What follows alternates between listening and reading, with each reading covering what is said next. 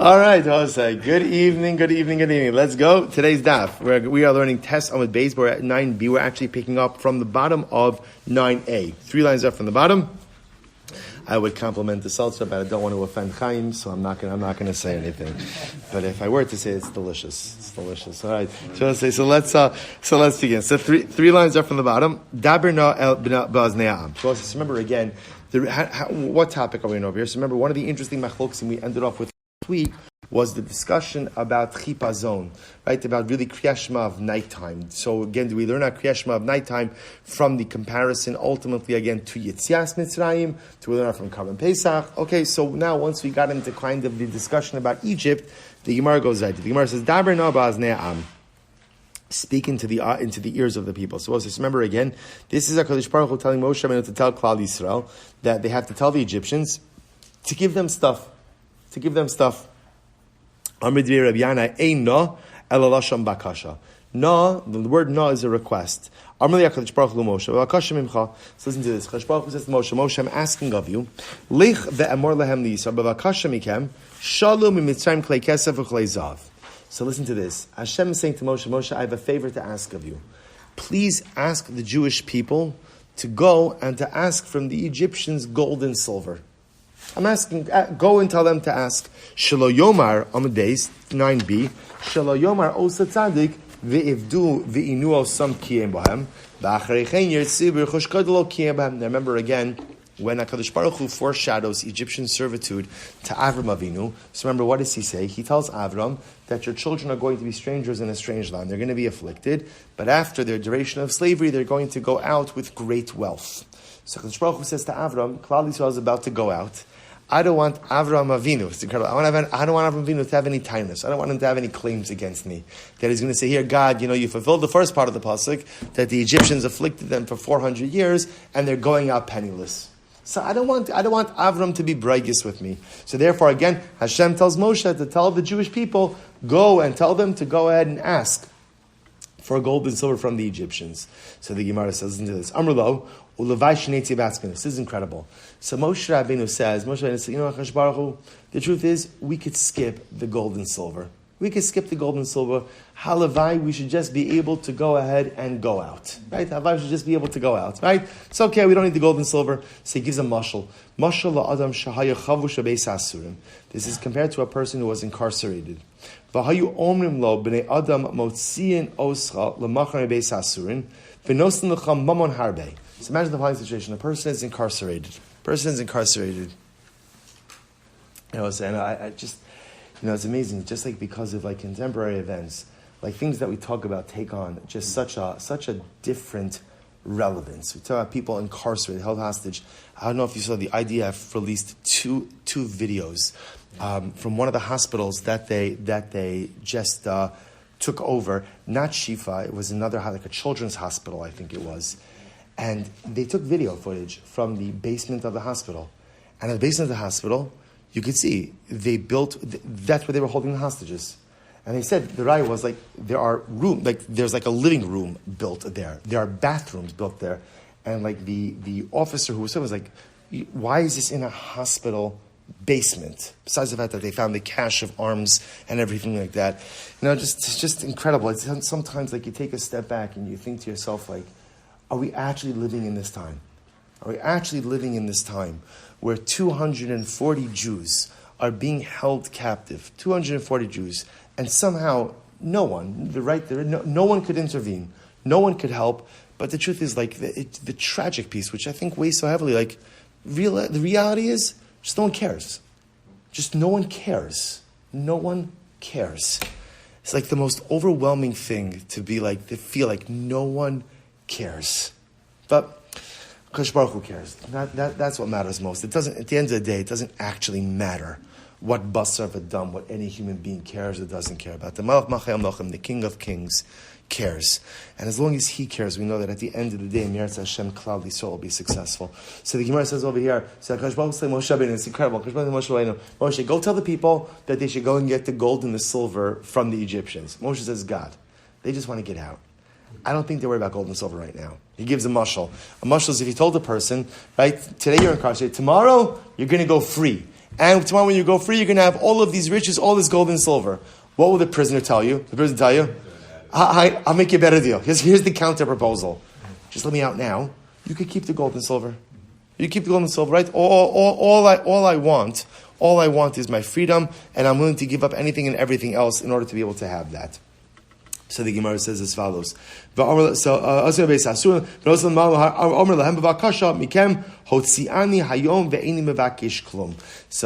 Moshe Rabbeinu kind of responded to Hashem, but the Moshe Rabbeinu responded, no, there's a haftacha, there's a promise. There's a promise. See, I will say, here's the difference also between HaKadosh Baruch Hu and man, right? Wherein lies the fundamental distinction between God and man? So there are many answers to that question. But the fundamental distinction is the Ribono Shel Olam is Haya, Hove, V'yeh. He's past, present, and future, all rolled into one. Man is present. Man could be a little bit retrospective. Man could be a little bit prospective. But man mostly is in the here and now. So the Ribono Shel Olam says they need the gold and silver. Why?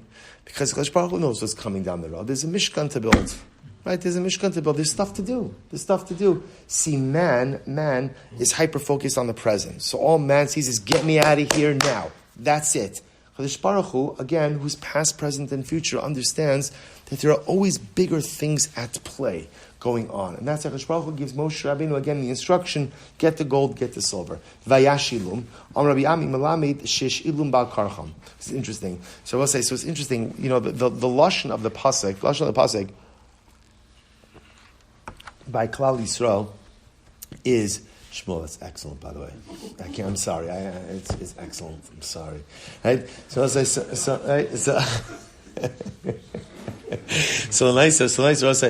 Vayashilom. We can be with many different dayos, but with one leg. That's the takeaway. I have to say, in all of my years, I have never seen such passion regarding seltzer. I've seen passion regarding a lot of stuff. So I never thought seltzer would be like the. You're gonna regret a second. It's provisional, by the way. It's provisional.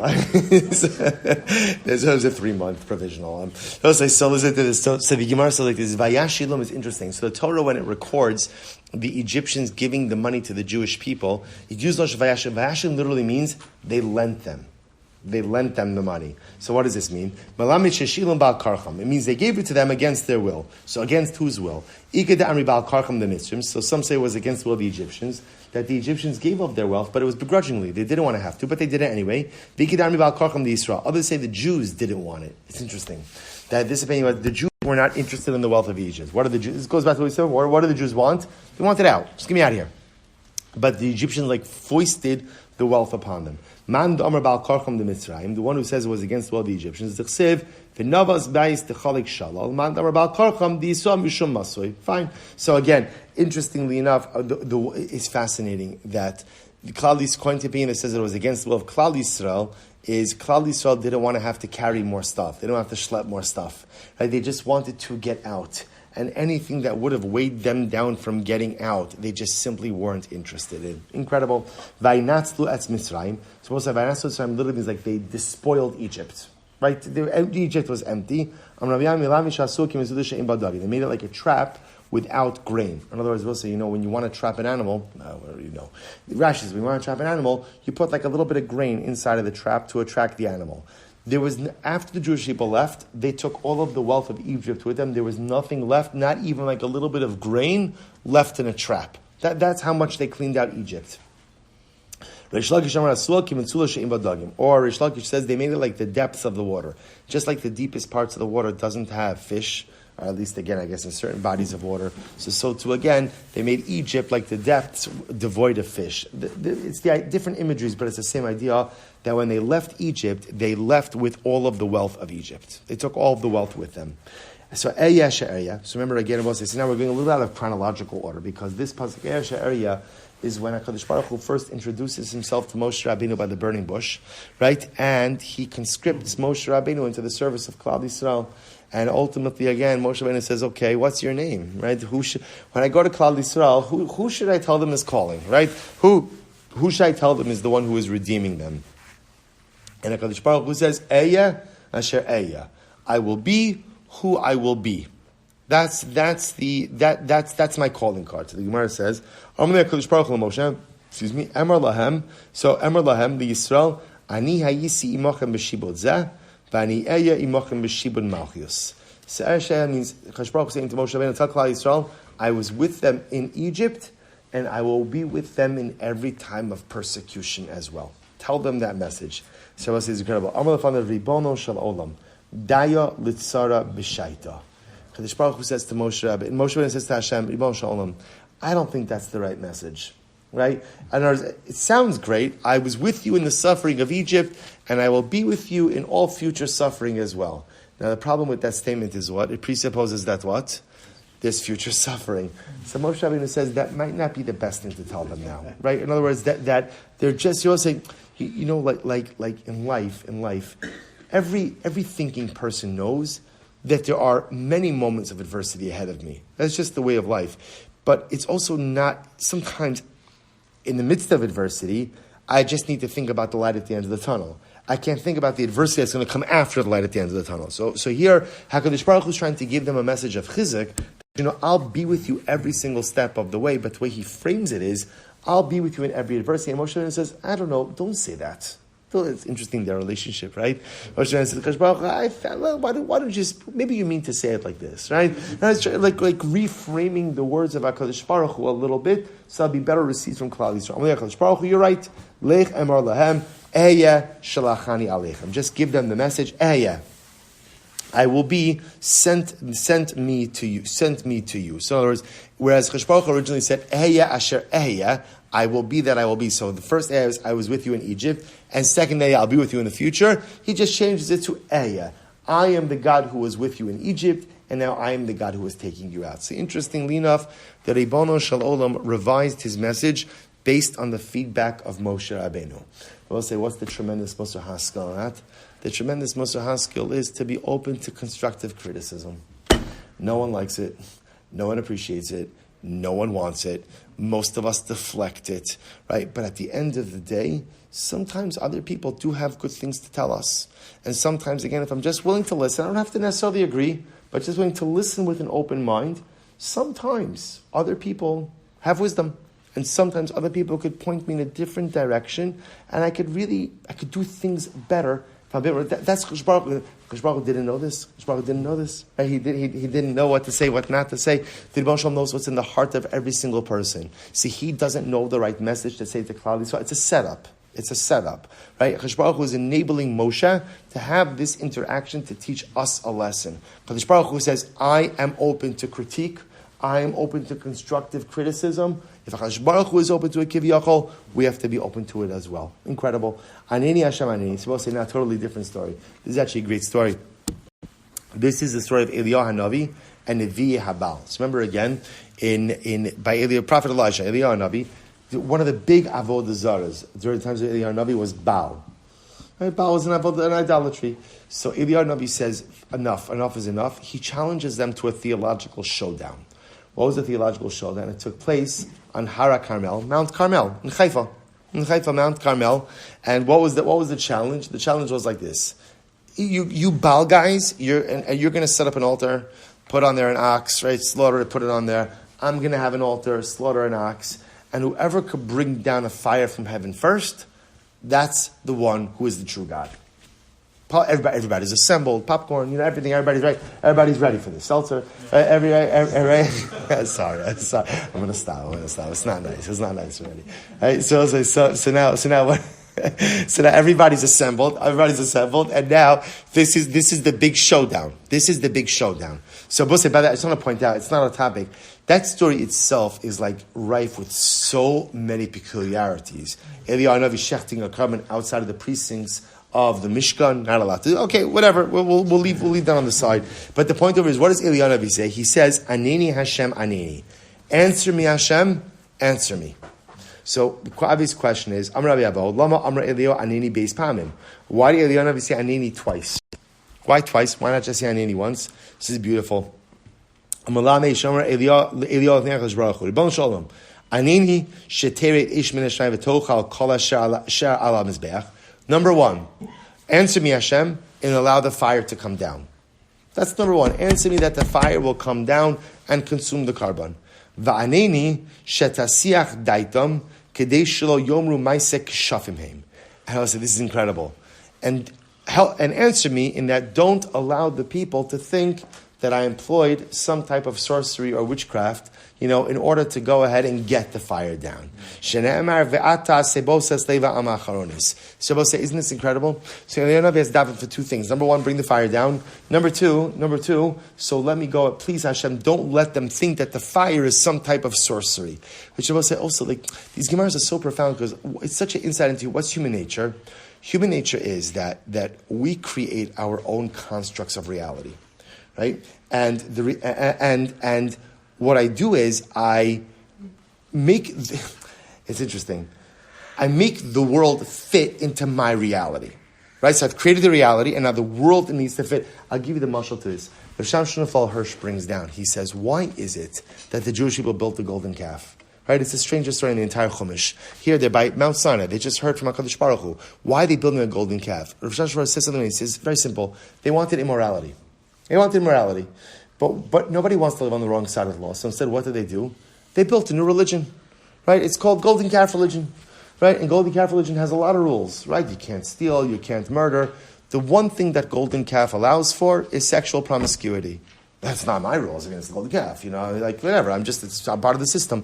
So, in other words, Rav Shmuel says, you know what? There's Avodah Zarah and Avodas Hashem. What's the difference between Yiddishkeit and Avodah Zarah? He says, in Yiddishkeit, we make ourselves in God's image. Avodah Zarah is we make God in our image. Right? In other words, so do you create a reality and then force everything into that reality, whether or not it's correct? Or do you allow your reality to be shaped by the actual truths around you? Again, also very pertinent for the times in which we are living. We see this, right? The world operates with the truth. The truth is, their truth is, Israel's the aggressor. Israel's the aggressor. It doesn't matter what you say. This is why, a lot of times, these conversations, they're exercises in futility. It doesn't matter. Because if you're bent on your truth, this is my truth. Israel, bad. IDF murders, bad. That's your truth, and you're unwilling to absorb any other information, then nothing has the ability to change us. Isn't it incredible? It's not enough for Eliyahu to bring down a fire, because if the people want to be convinced themselves that Baal is right, then what are they going to say about Eliyahu's fire? It was magic. It wasn't real. See, Eliyahu has davened for two things. Anini, bring down the fire, and number two, HaKadosh Baruch Hu, don't let them think that it's some type of sorcery. Incredible. So let's just do the Mishnah, and then we'll start for tonight. Mishnah. Okay, so whereas the first Mishnah spoke about nighttime Shema, the second Mishnah speaks about daytime Shema. From what point can you begin to say morning Shema? Mishiyaker ben tcheles lalavan. We can tell the difference between tcheles, which is blue, and lavan, when there's enough light to be able to tell the difference between tcheles and lavan. Rabbi Lozo Omer ben tcheles lekarsi. Rabbi Lozo says no, it's between blue and green. Rabbi Lozo, obviously, the bright blue and green are much more similar, so you need more light to tell the difference between blue and green than blue and white. I think I will tell us in the Gemara. The Gomra, when do you have to finish Shema by? Ad Netzacham, until sunrise. Rabbi Yeshua Omer at Shalosh Shaos, you have until 3 hours. Shekin Derech Melachim La'amal b'Shalosh Shaos, because it is the way of royalty to get up 3 hours a day. Remember again, we'll say the morning Shema is framed how? The morning Shema is ubikumecha, when you get up. So even though most people wake up early, royalty sleeps late. Royalty doesn't have anywhere to go. It's interesting. We'll say how when does royalty sleep too? Right, 3 hours into the day. It's it's interesting. That was royalty, right? Everyone else, had work to do, right? There's a mission. You have to be a mission-driven person. Mission-driven people don't sleep late. Mission-driven people have to get up. It has to do. There's always something to accomplish. Royalty, okay, they have other people to work, so they don't have to work as hard. But Labai says, so royalty gets up until 3 hours into the day, so that's still called ubikumecha. Hakori mikan ve'elech. If you reach Shema after 3 hours into the day, lo hifsid, you haven't lost anything. Rather, you are like ke'adam akarvatar, like you're reading psukim. So therefore, what comes out of this Mishnah is as follows. Start time for Shema, machlokes. We know that it's at a time when there's enough light to see the difference between two things. Is it blue and white or blue and green? That's a machlokes. When can you say Shema? Until 3 hours into the day. And by that, that's the halacha l'maisa. 3 hours into the day. Why 3 hours into the day? Because royalty would sleep up until 3 hours into the day, and therefore it's called ubikumecha, at a time that people get up. What happens if you miss zman Shema? You reach Shema after 3 hours into the day. What's the halacha? You have not fulfilled the mitzvah, but it's like reading a pasuk in the Torah, which is beautiful, which is good. It's like learning. So you get the mitzvah of learning, but you don't get the mitzvah of Kriyas Shema. I will say, shkoyach. When the pages get a little bit shorter, Mirz Hashem, we'll get back to doing an Amud a night, but I feel like it's better not to rush. Just